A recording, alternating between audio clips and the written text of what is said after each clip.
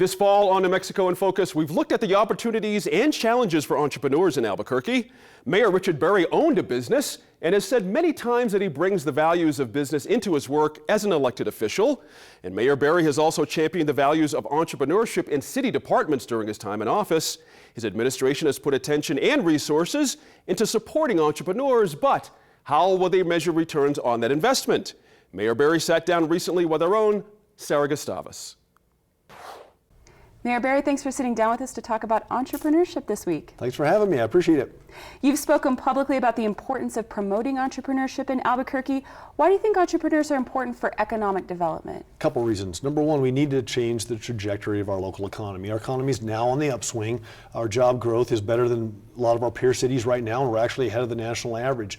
But we can't consistently rely on just the public sector like we have for decades. That's great. We want to support that. We want to make sure that that foundation is there. But as we get people energized on this idea of being entrepreneurs, it does two things. It brings a more robust private sector to match the public sector that we have. And for people that are looking to be more economically prosperous and economically mobile, whether you're, like me, I started out as a house painter, or whether you're someone that's a baker that wants to have a bakery, or whether you're a scientist from Sandia Labs that wants to take your idea and commercialize it, it just really matters. So it's just a much healthier ecosystem if you have a robust entrepreneurial component. And I have to tell you, when we started talking about this in earnest a couple of years ago, I thought it would take off, but not like this. We have an actual movement now in our community, and it's fun to watch.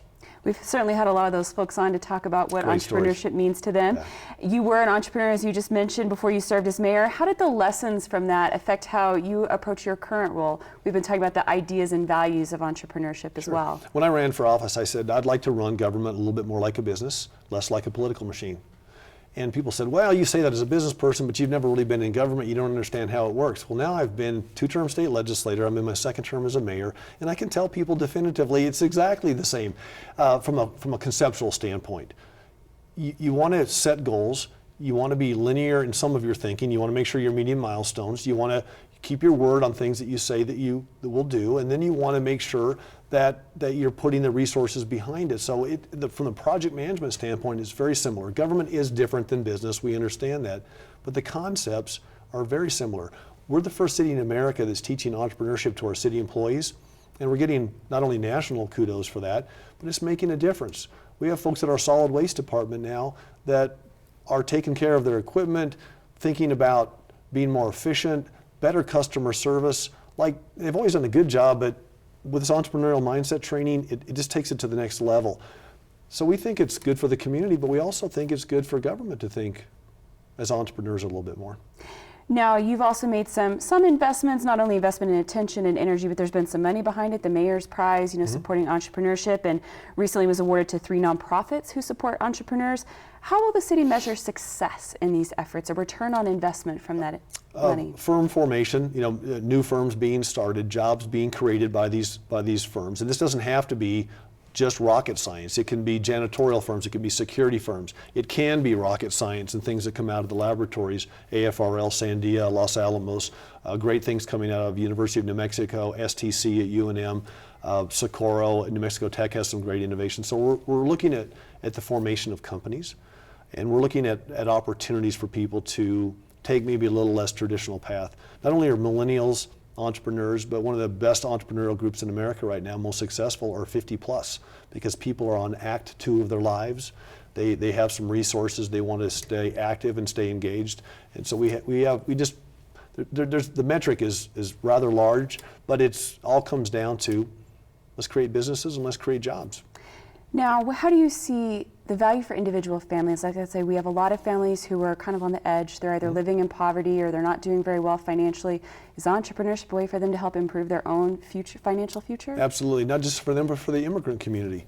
We know that when you have immigrants in your community, that they have a lot of gumption, that first generation American, there's nothing like that.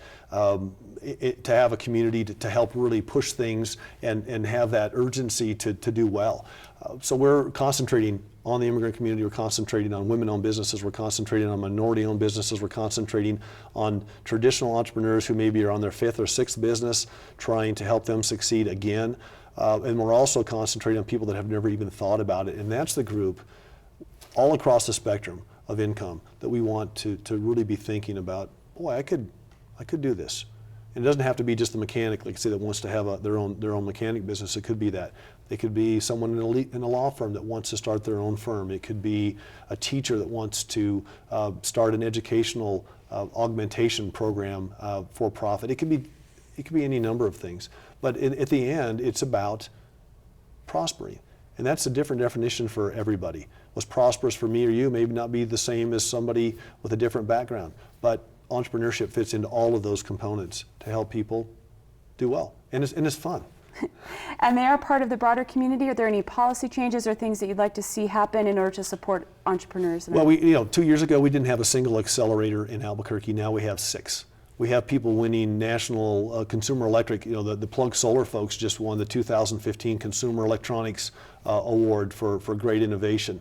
So it doesn't have to be any one thing. We have people now that are making salsa and selling it, food products. We have people that are doing, application development. We have all kinds of things, and that's the beauty of entrepreneurship. It's not just one area, it's not just one component, but we have to train, and we have to give people the understanding that it's entrepreneurship. It's hard to say, it's kind of hard to spell, but it's not hard because I believe we're all wired for it.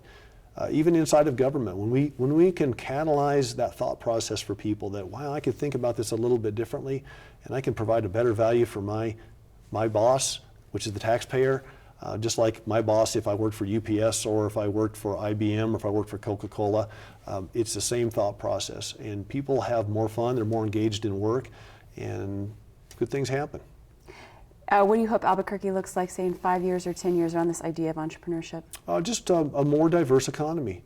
And it doesn't mean we have to have one company come in with 5,000 jobs. We'd love to have that. We've had some great jobs announcements lately. Scorpios, this company that has reinvented silicon photonics on their computer chips, that could be an enormous company over time. They're going to add 400 to 600 jobs in Albuquerque that pay between $60,000 and $150,000 each. Well, that's entrepreneurs at work. That's people that took technology, they commercialized it, and that's entrepreneurship.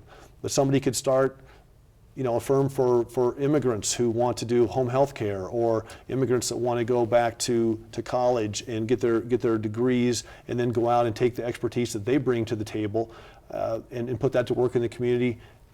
Once again, there's no end to it. It's just a matter of thinking through that process and how we get people engaged. We appreciate getting your take this week on Entrepreneurs. Thanks for joining us. Thank you.